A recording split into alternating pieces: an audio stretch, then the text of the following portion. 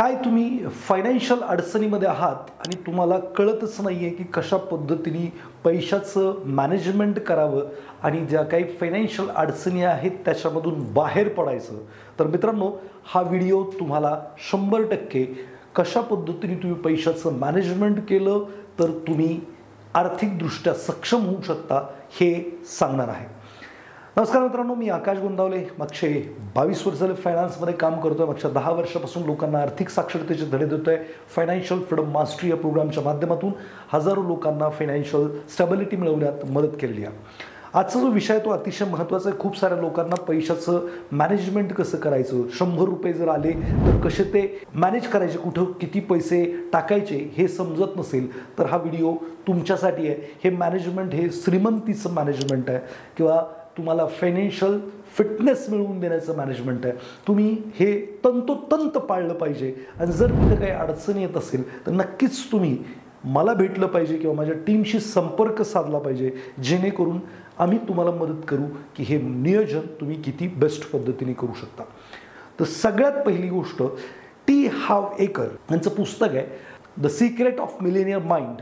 तर हे पुस्तकाचे ऑथर जे आहेत त्यांनी त्यांच्या मनी मॅनेजमेंटच्या प्रोग्राममध्ये सांगितलेले ही गोष्ट मी नेटवरनं हे घेतलेलं आहे आणि तुम्हाला मी सांगतोय, मी माझ्या पद्धतीने ते ॲड करून काही गोष्टी सांगणार आहे। अर्थात ही जी मनी मॅनेजमेंट सिस्टम आहे ती टी हाव एकर यांची आहे, पण ही फॉलो करणं खूप गरजेचं आहे असं मला वाटतं। मित्रांनो, सगळ्यात पहिलं तर तुमचे जे काही मासिक खर्च आहेत किंवा जे काही तुमचे एक्सपेन्सेस आहेत, ज्याला आपण काय म्हणूयात की नेसेसिटीचे खर्च, म्हणजे नेसेसिटी म्हणजे मध्ये काय येईल, लाईट बिल येईल, पाणीपट्टी येईल, तुमचा गॅस येईल, तुमचं किराणा येईल, अशा प्रत्येक गोष्टी, पेट्रोल येईल, जे काही तुम्हाला गरजेचं आहे, जगण्यासाठी गरजेचं आहे, घराचं रेंट येईल किंवा घराचा EMI येईल, जगण्यासाठी गरजेचं आहे।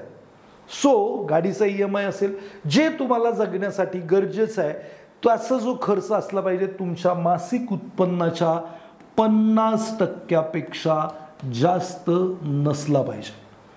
मग तुम्ही तुमचे EMI येतील, तुम्ही काय करता, EMIच तुमच्या मासिक अर्निंगच्या 50% तिकडे जात असतील तर मग परत जगण्यासाठी लागणाऱ्या गोष्टी तुम्ही भागतच नाही आणि तुमची वेल्थ नाही क्रिएट होऊ शकत। पुढच्या गोष्टी तुम्ही करू शकत नाहीत ज्याच्यामध्ये ग्रोथ आहे, तुमची आर्थिक ग्रोथ आहे, मानसिक ग्रोथ आहे, रिलेशनमध्ये ग्रोथ आहे किंवा तुम्ही हेल्थ वाईज चांगले राहू शकत नाही कारण तुम्हाला स्ट्रेस टेन्शन हमेशा राहणार आहे। तो पहिली गोष्ट, नेसेसिटी ही तुमची 50%च्या आतमध्ये असलीच पाहिजे आणि जर ती नसेल तर कशी ती 50%च्या आतमध्ये आणायची याच्यासाठी तुम्हाला मनी अकॅडमी किंवा मी मदत करू शकतो। तर नक्की संपर्क करण्याचा प्रयत्न करा। जर नेसेसिटी तुमची 50%च्या वरती आहे तर तिला कशी आतमध्ये आणायची याच्यासाठी आपण खूप चांगले मार्ग शोधण्याचा प्रयत्न करू। सो पहिली गोष्ट तुमचं काय, नेसेसिटी, जगणं महत्त्वाचं आहे, खाणं पिणं महत्त्वाचं आहे, व्यवस्थित राहणं महत्त्वाचं आहे। त्याच्यावरती तुमचा खर्च हा तुमच्या मासिक अर्निंगच्या किंवा वार्षिक अर्निंगच्या वार्षिक प्रपोर्शनेटली 50%च्या वरती नसला पाहिजे। आणि जर तो 50%च्या वरती असेल तर तुम्ही आर्थिक आजारी आहात किंवा आर्थिक आजार पण तुमच्याकडे येत आहे आणि भविष्यात तुम्ही त्याच्यातून कधीच बाहेर नाही पडणार आहे। ते दुःख, ते कष्ट, ते त्रास तुम्हाला भोगायला लागणार आहे। दुसरा जो विषय आहे तो अतिशय महत्त्वाचा विषय आहे, त्याला म्हणतात फायनान्शियल फ्रीडम फंड किंवा फायनान्शियल फ्रीडम अकाउंट। बघा मित्रांनो, लोक काय करतायत की बाकीच्या सगळ्या गोष्टींना प्राथमिकता देत आहेत, EMIला प्राथमिकता देत आहेत, प्रत्येक गोष्टीला प्राथमिकता देत आहेत, पण फायनान्शियल फ्रीडम त्यांना मिळवायची आहे त्या गोष्टीलाच प्राथमिकता देत नाहीत। तर असं म्हटलं जातं की पे युअर सेल्फ फर्स्ट। तुम्ही जे काही कमवता ते स्वतःला पहिलं पे करा। तर किती तुमच्यावर कर्ज असू द्या, काही असू द्या, तुमच्या मासिक उत्पन्नाचे 10% पैसे हे तुमचे फायनान्शियल फ्रीडम फंडमध्ये गेलेच पाहिजे असं टी हाव एकर म्हणतात। माझं असं मत आहे 20% पैसे तुमचे फायनान्शियल फ्रीडम फंडमध्ये गेलेच पाहिजेत। जर ते जात नसतील तर तुम्ही आज ना उद्या 2 वेळच्या रोटीसाठीच कायमस्वरूपी काम करताना मला बघायला मिळणार आहात किंवा समाजाला बघायला मिळणार आहात।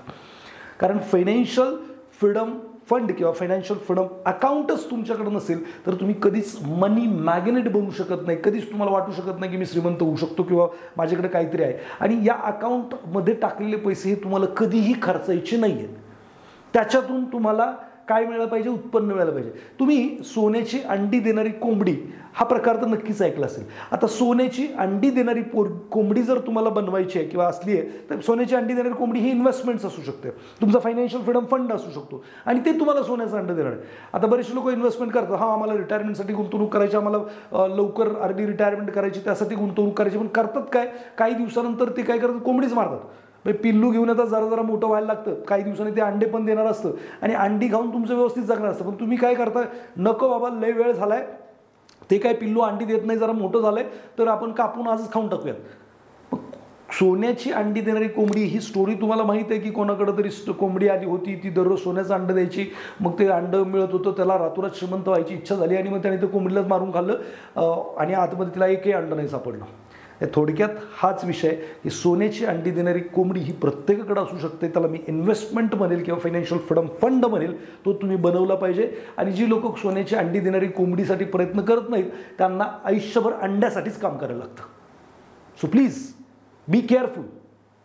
बघा मी दुसरं एक एक्झाम्पल, तुम्ही आहे ना का, समजा तुम्ही पोल्ट्री फार्ममध्ये काम करताय, तुम्हाला दिवसाला आहे ना 4 अंडे एवढा पगार आहे, मग तुम्ही घरी आणता 4ही अंडे उडून खाता कारण तुम्हाला भूक लागते तेवढी. पण मित्रांनो, जर तुम्ही एक 8 दिवस ते अंडे 3च खाल्ली, अर्ध्या पोटाने झोपलात आणि एक अंडा बाजूला ठेवला, 8 दिवसानंतर तुमच्याकडे किती 8 अंडी शिल्लक आहे, त्याची जर पिल्लं झाली आणि त्यानं पिल्ल्यांना जर तुम्ही सांभाळलं तर एक दिवस तुम्हाला ती पिल्ली मोठी होऊन कोंबड्या होतील आणि कोंबड्या तुम्हाला दिवसाला 8 अंडे देतील, जिथं तुम्ही दिवसाला मेहनत करून 4च अंडे कमवत होता. मला सिंपल असं म्हणायचं आहे की तुम्हाला जर पोल्ट्रीवाला व्हायचं आहे का पोल्ट्रीतला कामगार व्हायचं आहे, ॲक्च्युली तुम्ही जर पैसे कमवून खर्चच करत असाल तर तुम्ही पोल्ट्रीचे कामगार हमेशाच राहणार आहात. पण तुम्ही ते पैसे म्हणजे अंडे कमवून काही पैसे वाचवून ठेवणार असाल तर एक दिवस तुमच्याकडे खूप साऱ्या कोंबड्या असतील आणि तुम्ही हवं तसं आयुष्य जगू शकता. सो फायनान्शियल फ्रीडम फंड हा खूप महत्त्वाचा आहे. तर इथं ती हा वेकर म्हणतात की 10% you should save for your long term making financial freedom fund. तर माझं असं मत आहे इथं तुम्ही 20%चा प्रयत्न करायला हरकत नाही, कुठूनही करा, कारण ही सोन्याची अंडे देणारी कोंबडी जेवढं लवकर तयार होईल ना तेवढं बेटर आहे. आणि इमिजिएटली अंडे खाण्याची गडबड करू नका. जोपर्यंत तुम्ही काम करू शकताय किंवा थोडे दिवस चालू शकते जरा तिला मोठं होऊ द्या, तोपर्यंत तिला राहू द्यात आणि त्या अंड्याची पण कोंबड्या बनवा. तर दॅट इज व्हेरी इम्पॉर्टंट. नाही तर ती बी अंडे पटापट खाऊन टाकली तर मग विषय संपून जाईल. सो हे दुसरा विषय झाला. तिसरा विषय long term saving for spending असं म्हणूया. काय होतं, आपल्याला बरेचसे खर्च करायचे, 5 वर्षांनी मुलाचं शिक्षण आहे किंवा तुम्हाला गाडी घ्यायची आहे किंवा तुम्हाला कुठंतरी फिरायला जायचं आहे, काही असू शकतं. तर अशी तुम्ही बचत केली पाहिजे जी तुम्हाला लॉंग टर्ममध्ये स्पेंड करायची आहे. ती 10% ऑफ युअर अर्निंग असली पाहिजे. लॉंग टर्ममध्ये तुमचे काय काही खर्च येऊ शकतात, मुलाचं लग्न येऊ शकतं, अजून काही येऊ शकतं. मग तुम्ही त्याच्यासाठी 10%ची सेव्हिंग केली पाहिजे आणि पर्टिक्युलर गोल बनवून केली पाहिजे. मला लॉंग टर्ममध्ये मुलाला काय करायचं आहे, एज्युकेशन द्यायचं आहे. अजून काय करायचं आहे, हा यू आहे. अजून काय करायचं आहे, मॅरेज करायचं आहे. मला फिरायला जायचं आहे, ट्रॅव्हल करायचं आहे. अजून काय करायचं आहे. मग हे सगळं तुम्ही लिहिलं तर 10% ऑफ अमाऊंट ही तुमची कशासाठी आहे, लॉंग टर्म स्पेंडिंगसाठी तुम्ही काय करताय, सेव्ह करताय. इथं असं म्हणूयात आपण LTSS म्हणजे काय, long term saving for spending. असं 10% तुम्ही सेव्हिंग तुमच्या पगारातून केलं पाहिजे. त्याच्यानंतर हा अतिशय महत्त्वाचा आहे पार्ट, एज्युकेशन. आता एज्युकेशन कोणाचं हो, मी बघा लॉंग टर्म सेव्हिंगमध्ये एज्युकेशन घेतलंय तुमच्या, हे मुलांचं आहे. हे एज्युकेशन कोणाचं आहे, तर हे एज्युकेशन हे तुमचं स्वतःचं आहे. खूप महत्त्वाचा पार्ट आहे. आपण शिकायचं बंद करतो म्हणजे आपली ग्रोथ बंद होते. असं म्हणतात की if you are not learning then you are dying. तुम्ही जगत नाही आहात. जगात खूप सारं नॉलेज आहे, खूप साऱ्या गोष्टी आहेत ज्या एक्सप्लोर केल्या पाहिजेत, जाणून घेतल्या पाहिजेत. मी म्हणत नाही फायनान्सच शिकलं पाहिजे, फायनान्स शिका, हेल्थबद्दल शिका, रिलेशनबद्दल शिका, तुम्हाला जे वाटतं त्याच्याबद्दल शिका. जर तुम्ही शिकलात तरच प्रगती करणार आहात आणि जर तुम्ही शिकणार नाही आहे तर तुम्ही प्रगती करणार नाही. तुम्ही थांबलेला आहात आणि आयुष्यभर तुम्ही थांबलेलेच राहाल. ऑलवेज तुमच्या पगारातनं जे काही पैसे येतात त्यातले 10% पैसे हे तुमच्या शिक्षणावरती वार्षिक तुम्ही खर्च केलेच पाहिजेत. जर तुम्हाला ग्रो करायचं, जर तुम्हाला चांगलं जीवन जगायचं, जर तुम्हाला आनंदी जीवन जगायचं, जर तुम्हाला हेल्दी राहायचं आहे तर 10% you should spend on your education. खुद की एजुकेशन की बात कर रहा हूं मैं. दुसऱ्याचं एज्युकेशन नाही, मुलांचं नाही, बहिणीचं नाही, भावाचं नाही, स्वतःला शिकवण्यासाठी 10% ठेवा. जी लोक श्रीमंत आहेत, जे लोकांनी खूप काही अचीव केलंय, त्यांना जर तुम्ही पाहिलं तर ते त्यांच्या स्वतःच्या एज्युकेशनवरती खर्च करतातच आणि याच्यापेक्षा जास्त करतात कदाचित. मी माझ्या इनिशियल करिअरमध्ये जर स्वतःकडे पाहिलं तर मी साधारणपणे या एज्युकेशन माझ्या कमाईमधले साधारणपणे 25 ते 30% पैसे एज्युकेशनवरती लावलेले आहेत. म्हणजे कर्ज बिर्ज काढून, अक्षरशः सेव्हिंग राहत नव्हती तर कर्ज बिर्ज काढून मी शेअर मार्केट शिकलो, अजून काहीतरी म्युच्युअल फंड शिकलो किंवा काहीही शिकतच होतो. त्याचं बेनिफिट असं झालं की माझ्या लाईफमध्ये आजच्या तारखेला खूप सारं अर्निंग आलं. हे बघा, जर इकडची जी गुंतवणूक आहे ही सर्वात जास्त परतावा देणारी गुंतवणूक आहे. रॉंग राईट सोडून द्या, कुठेही जा, क्लास आहे, जाऊन बसा, शिका. आणि जर तुम्हाला तिकडं लय पैसे नाही खर्च करायचं, पुस्तक वाचा. दररोज मिनिमम 10 पानं कोणत्याही पुस्तकाची तुम्ही वाचली पाहिजे. कदाचित तुम्हाला ज्या फील्डमध्ये प्रगती करत त्या फील्डमधली पुस्तकं तुम्ही मिनिमम 10 पेजेस वाचले पाहिजेत. ही जर कमिटमेंट दिली तरी तुम्ही ग्रो कराल. आणि जर तुम्ही 10% मिनिमम जर तुमच्या एज्युकेशनवरती खर्च केलं तर मला नाही वाटत जगातला कोणताही माणूस तुम्हाला गरीब ठेवू शकतो. हे सुद्धा शिक्षणच आहे. आता जे शिकताय, आता फक्त हे यूट्यूबवरती इकडनं ऐकणार, इकडनं सोडणार. अर्ध्या सुरू केलेल्या लोकांनी, अर्ध्यापेक्षा जास्त लोकांनी 10 व्हिडिओ मागेच सोडून दिला. काय बोर करतोय, पकवतोय, दिलं सोडून. पण तुम्ही जर थांबलाय तर हे इम्प्लिमेंट करणार का नाही? हा व्हिडिओ संपला की दुसरा व्हिडिओ तुमची वाट बघतोय. इम्प्लिमेंट कधी करणार? कधीच नाही करणार. So you are not spending on your education, then you are not taking any kind of action. So please education घ्या आणि पैसे देऊन जर हे सगळं शिकाल ना तर डेफिनेटली आय गॅरंटी यू की हे सगळं इम्प्लिमेंट कराल. सो हे आज जरी बिना पैशाचं मिळत असले इम्प्लिमेंट करा. शिकताय, शिक्षणच माणसाला पुढे नेऊ शकतं, बाकी कोणीच नाही. तुम्ही शिकायचं थांबलाय म्हणून अडचणीत असाल, शिकणं चालू ठेवा, अडचणी संपायला सुरुवात होईल.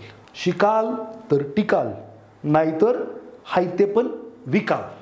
मग विकायचं आहे बघा, तुम्हाला वाटतं तुम्ही काय विकत नाही, तुम्ही तुमचा वेळ विकताय, तुम्ही तुमचं जीवन विकताय. हो, 8 तास 10 तासाचा वेळ काम करायला विकताय का नाही विकत आहे, त्यातनं पैसे येत आहेत. शिकाल तर टिकाल, नाहीतर हाय ते पण विकाल. तर वेळ विकताय, आयुष्य विकताय, फ्रीडम विकताय, मुलांचं बालपण विकताय, काय तुमच्याकडे हातात. सो शिकत राहा, शिकणं खूप गरजेचं आहे. फाइंड आउट द वेज, आणि तरच चांगलं जीवन येणार आहे. So third, play. आपण इथं पृथ्वीवरती जगायला आलोय का भोगायला आलोय? आपण आलोय जगायला, भोगायला नाही. मग काय केलं पाहिजे? तुमच्याकडं जे काही अर्निंग आहे त्यातले 10% पैसे हे तुम्ही तुमच्या एन्जॉयमेंटसाठी बाजूला केले पाहिजेत. बघा, 5 स्टारला जायचं आहे, फिरायला जायचं आहे, जे काय तुम्हाला करायचं आहे, खूप साऱ्या इच्छा आहेत, लक्झरियस जगायचं. पण काय होतं की कुठंतरी दुसरीकडेच पैसे नेसेसिटीमध्ये किंवा कुठंतरी गेलेले असतात आणि मग आपण जगत नाही. तर अतिशय महत्त्वाचं आहे की तुम्ही तुमच्या कमाईचा 10% हिस्सा हा तुमच्या एन्जॉयमेंटवरती खर्च केला पाहिजे. जा ना, रेस्टॉरंटला जा, 5 स्टारला जा. मी म्हणत नाही 10%, 10,000 रुपये तुमचे 10% असतील 10,000तले, मला माहीत नाही 10,000 कमवतं किती कमवतं, 1000 आणि बनवा 10,000 रुपये, 10 महिन्याचे पैसे एकत्र करा, जाऊन या मस्त, बायकोला घेऊन जा, ट्रीट द्या 5 स्टारमध्ये, फील करू द्या ती लक्झरी, ते लाईफ स्वतःला. म्हणजे ते अट्रॅक्ट कराल तुम्ही तुमच्या जीवनात. तुम्ही 5 स्टार बघितलंच नाही तर तुम्ही कधी जाणार तिथे, कधी ते तुमच्या आयुष्यात येणार. सो 10% एन्जॉयमेंट, आणि अजिबात रिग्रेट करायचं नाही बुवा की आता साला एवढे पैसे खर्च केले मी 5 स्टारला, एवढं महागातलं हे केलं. अजिबात नाही, एन्जॉयमेंटसाठीच ठेवले होते. महागातलं घ्यायचं, एन्जॉय करा. ती 250 रुपये 300 रुपयाची कॉफी, ब्रेकफास्ट इथं आमच्या डबल ट्रीला 1800 रुपयाला मिळतो सकाळी. जा एकदा फॅमिली घेऊन 1800 एकाच्या पर हेड जेवायला, ब्रेकफास्टला. पण varieties, experience the luxury, then you will, म्हणजे तुम्ही ते अट्रॅक्ट कराल तुमच्या ते जीवनात येईल. सो जगण्यासाठी हे 10% आहेत. जगायचं नाही असं काय नाही. हे बघ, कधी मरायला माहीत नाही, मेलं तर काय बांधून पण न्यायचं नाही आहे. मग जगणं खूप महत्त्वाचं आहे. 10% यू शुड स्पेंड. आणि कधी स्पेंड करायचे? महिन्याला करा, मंथली पॉसिबल नाही बाबा, एवढे सगळे पैसे होत नाहीत. 3 महिन्यात करा, एव्हरी 3 मंथ्स. लिव्ह और experience the luxury of life. सगळं आपल्यासाठी बनवलं आहे, आपण त्याचा उपभोग घेतला पाहिजे. इकडे गेलात ना, हे सगळं करताना खूप सारे आयडिया येतील, खूप सारे चांगले लोक भेटतील आणि will enjoy your life. Last, give. आयुष्यात सगळ्यात जास्त आनंद येते ते चॅरिटी. आपल्यामुळे कोणाच तरी जीवनामध्ये काहीतरी चांगलं झालं याच्यासारखा आनंद कुठंच मिळत नाही. बघा मित्रांनो, जर तुम्हाला वाटतंय की या पृथ्वीवरती आल्यानंतर काहीतरी स्वतःचं समाधान आनंद तुम्हाला मिळवायचा आहे, तर डेफिनेटली काहीतरी तुम्ही कॉन्ट्रीब्यूट केलं पाहिजे समाजाला, सोसायटीला. मी म्हणत नाही की तुम्ही जेवायला घालत बसा लोकांना किंवा त्यांना लुळंपांगळं करा, पण नक्कीच कोणाच्या तरी शिक्षणाला मदत करा, कुठेतरी झाडं लावा, काहीतरी करा. त्याचा आनंद वेगळा आहे. खूप साऱ्या वेबसाईट आहेत ज्याच्यामध्ये झाडं लावतात, ते वाढवतात, त्याची नाव, त्या झाडाला तुमचं नाव देतात. खूप सारे मार्ग आहेत आणि ते 100 रुपयापासून 50 रुपयापासून कॉन्ट्रीब्युशन डोनेशन घेतात. नक्की तुम्ही ते केलं पाहिजे.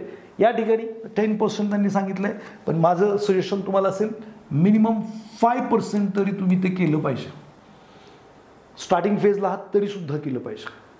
कधी आनंद मिळणार तुम्हाला कोणाला तरी देण्याचा, आणि दिल्याशिवाय मिळणार नाही. नेचरचं रूल आहे, गिव्ह अँड टेक. पहिलं द्या मग मिळेल. मला प्रेम पाहिजे तर मी काय केलं पाहिजे, प्रेम दिलं पाहिजे. मित्रांना दिलं पाहिजे, नातेवाईकांना दिलं पाहिजे, बायकोला दिलं पाहिजे, मुलांना दिलं, मग मला काय मिळणार, प्रेम मिळणार. मला जर शिव्या पाहिजे असतील तर मी काय केलं पाहिजे, शिव्या दिल्या पाहिजेत. What you are giving you will getting back. Boomerang आहे. तुम्ही देत नाही आहे तर तुम्हाला ते मिळत नाही. जे पाहिजे, विश्वास पाहिजे, विश्वास दिला पाहिजे. You want money then you contribute society, then you will get. So definitely आजपासून कुठे ना कुठं मदत करायला शिका. आणि क्रेडिटसाठी नाही, स्वतःच्या आनंदासाठी की मी एवढं केलं, हे केलं, ते केलं, कोणाला सांगायची गरज नाही. स्वतःसाठी करा. आणि याचा जो रिप्लाय म्हणून नेचर तुम्हाला देईल ते अबंडन्समध्ये देईल. मिनिमम 5% केलंच पाहिजे. आणि याच्यातले जे 5% वाचतील ते इनिशियल स्टेजला तरी मला असं वाटतं की इकडं फायनान्शियल फ्रीडम फंडमध्ये ॲड करा. अजून जर तुम्ही वाचू शकलात तर इकडनं 5% काढून टाका. असे 20% तुम्ही इकडे करू शकता. म्हणजे 100%चं गणित बसेल. कारण ही कोंबडी आहे ना, मोठी झाली तर तुम्हाला खूप काही अंडे देणार आहे आणि ती तुम्हाला कायमस्वरूपी सांभाळणार आहे. व्हिडिओ कसा वाटला नक्कीच कमेंट बॉक्समध्ये सांगा.